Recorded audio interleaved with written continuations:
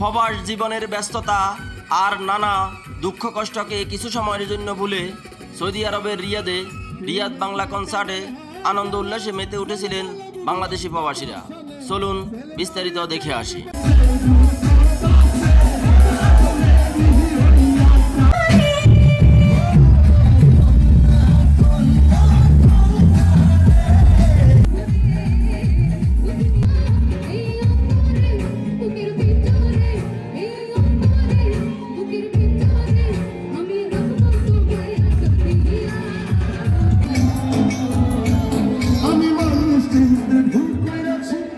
তোমার চোখেরই জল ঝরত অবিরত।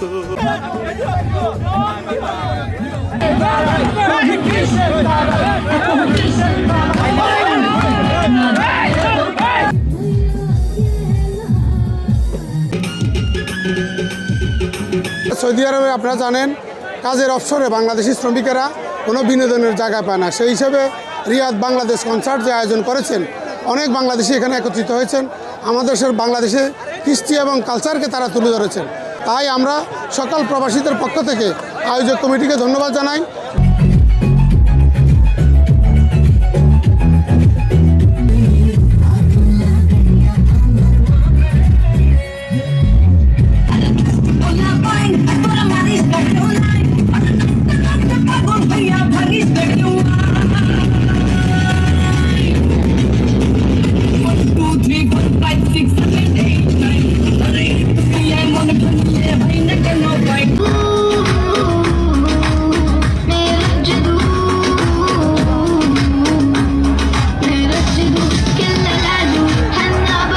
আজকের আয়োজন সম্পর্কে আপনি বলুন। আজকে এখানে এসে কি দেখতে পেলেন, আপনার কি ভালো লাগছে, কি ভালো লাগে না, কি হলে আরো ভালো হইতো? আসলে এখানে এসে দেখতে পেলাম যে সব কিছুই মোটামুটি ভালো আছে, কিন্তু এখানে আপনার টিকিটের দামটা একটু বেশি। কারণ আমরা যখন সৌদি সিজনে যখন রিয়াদ পার্কে যাই তখন আমরা ফ্রিতে দেখতে পারি, কিন্তু এখানে এসে দেখলাম যে না, এখানে টিকিটের ব্যবস্থা এবং টিকিটটা 25 টাকা এবং 50 টাকা এবং 100 টাকা পর্যন্ত এখানে আছে। তবে টিকিটের দামটা একটু কমাই দিলে হয়তো একটু ভালো হইতো আমাদের জন্য, আরও লোকজন হইতো, তেমন তো লোকজন হনাই।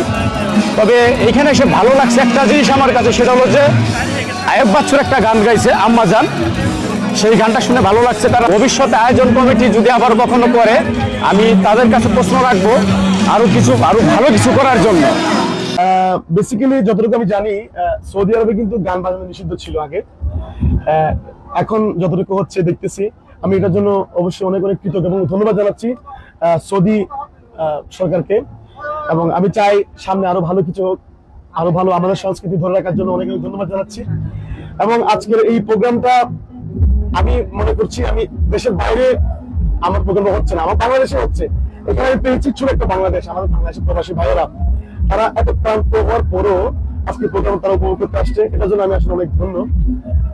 এবং বলে বুঝতে পারবো না, অনেক আমাদের প্রোগ্রাম সাকসেস হয়েছে, অনেক সুন্দরভাবে আমরা শেষ করলাম। এবং আপনাদেরকেও ধন্যবাদ জানাচ্ছি। আপনারা না থাকলে, আপনারা মিডিয়া না থাকলে, আপনারা পাশে না থাকলে কখনো এটা সম্ভব হতো না। আপনাদের প্রচারণার জন্য এটা সম্ভব হয়েছে।